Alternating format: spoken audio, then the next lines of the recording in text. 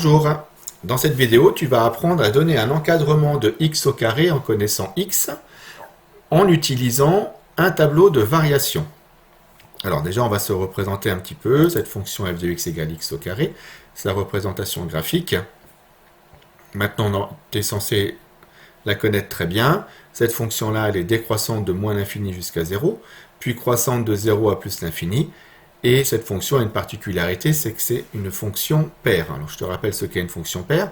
C'est une fonction qui est symétrique par rapport à l'axe des ordonnées.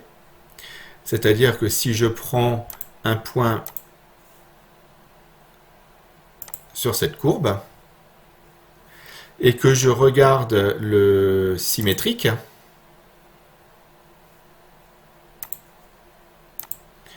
donc c'est une symétrie axiale. Si je regarde le symétrique de ce point par rapport à l'axe des ordonnées, je vois que son symétrique A' est sur la courbe.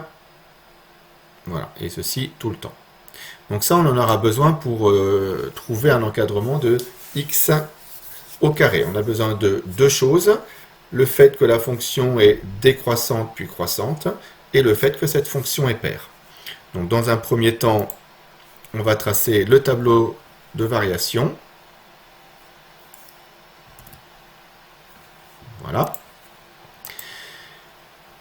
Ici, on a réduit l'intervalle à moins 10, 10 comme le texte nous l'indique. Donc j'ai les valeurs de x qui vont de moins 10 jusqu'à 10. Pourquoi j'ai mis la valeur 0 ici? Tout simplement parce que 0, c'est le minimum de la fonction. Donc j'ai un changement de variation en 0, c'est important de le faire apparaître dans le tableau de variation. Et puis donc la fonction f qui est d'abord décroissante jusqu'en 0 et qui est ensuite croissante. Et ici j'ai donc les images, l'image de 10 au carré, c'est-à-dire moins 10 au carré qui fait 100 et 10 au carré qui fait 100 également. Donc à partir de là, je vais pouvoir trouver un encadrement de x au carré pour chacun des 4 cas. Donc ici, j'ai x qui est compris entre 1 et 3. Donc en fait, on est sur cette partie-là. D'accord? Le 1, il est ici. Le 3 est par ici. Donc on est sur une partie où la fonction est croissante. Et si tu te souviens bien la définition, quand j'applique la fonction f de x égale x au carré sur une inégalité comme ceci, eh bien je garde le même sens des inégalités. Graphiquement, donc j'ai le 1 qui est ici, donc f de 1 ici vaut 1, et le 3 qui est ici avec f de 3 qui vaut 9. Donc ici, si x est compris entre 1 et 3, x au carré est compris entre 1 au carré et 3 au carré, c'est-à-dire entre 1 et 9.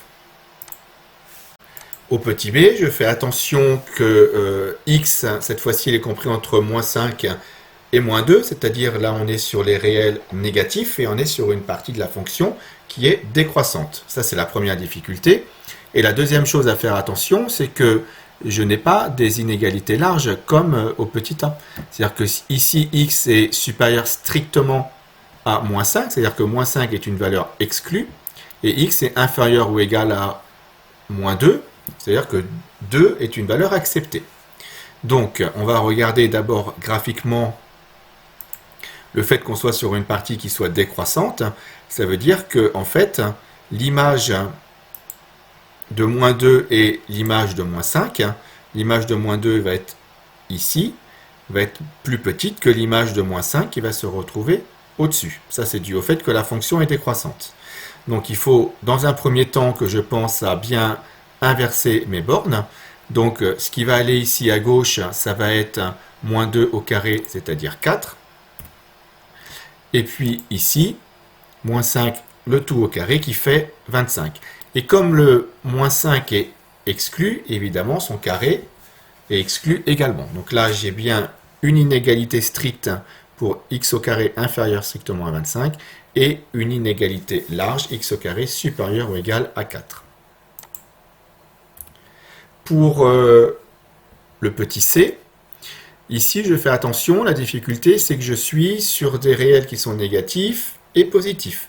Donc x se balade entre moins 6 et 7. Et l'erreur serait de mettre ici le carré de moins 6 et le carré de 7. Non, x au carré n'est pas compris entre 36 et 49, puisque on voit que si les réels se déplacent entre moins 6 et 7, ici, eh bien ça va décrire toute cette partie de courbe ici. Donc le minimum, on voit que ça va être 0, et le maximum, ça va être l'un des deux sommets ici. La plus grande valeur en valeur absolue, c'est 7, et donc le maximum, ça va être 7 au carré. Je vais mettre ici, donc 49. Et le minimum, on a vu graphiquement que c'était 0. Alors pour le dernier, il n'y a pas d'autre difficulté que ce qu'on a vu au petit a, c'est juste l'écriture qui est un petit peu différente. X appartient à l'intervalle ouvert de 7,5. Ça veut tout simplement dire que X est supérieur strictement à 2 et inférieur strictement à 7,5. Donc si on reprend cette écriture-là, on aurait le 2 ici, 7,5 ici, avec des inégalités strictes, puisque les crochets sont ouverts vers l'extérieur.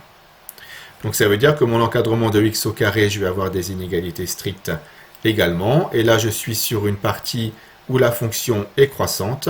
Donc là, c'est pas compliqué. C'est le carré de 2 qui fait 4 et le carré de 7,5 qui fait 49 quarts.